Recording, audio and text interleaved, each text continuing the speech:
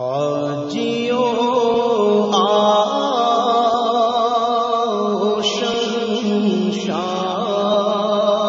کا روضہ دیکھو۔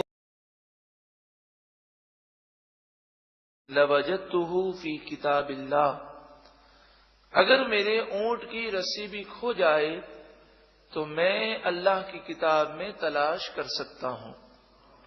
اور آگے فرماتے ہیں جمیع العلم فی القرآن، تمام کا تمام علم قرآن میں موجود ہے، لیکن تقاصر عنہ افہام الرجال، لیکن لوگوں کی عقلیں سمجھنے سے قاصر ہیں۔ قرآن مجید فرقان حمید وہ واحد آسمانی کتاب ہے جس کی حفاظت کا ذمہ رب العالمین نے خود لیا۔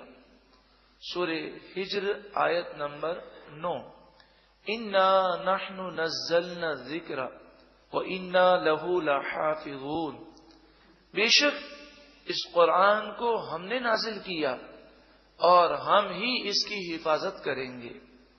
قرآن مجید فرقان حمید وہ پیاری کتاب ہے جس میں ظاہری، باطنی، جسمانی، روحانی تمام بیماریوں کی شفا موجود ہے۔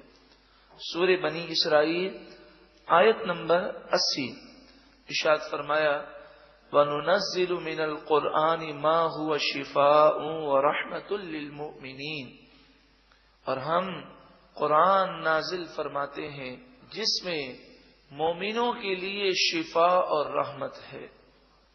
حضرت عبداللہ بن عمر رضی اللہ تعالی عنہما سے مروی ہے، نبی کریم صلی اللہ علیہ وآلہ وسلم نے ارشاد فرمایا ان هذه القلوب تصدع كما يصدع الحديد اذا اصابه الماء، نبی کریم صلی اللہ علیہ وآلہ وسلم نے ارشاد فرمایا جس طرح لوہے پر پانی لگ جائے تو زنگ لگ جاتا ہے، ویسے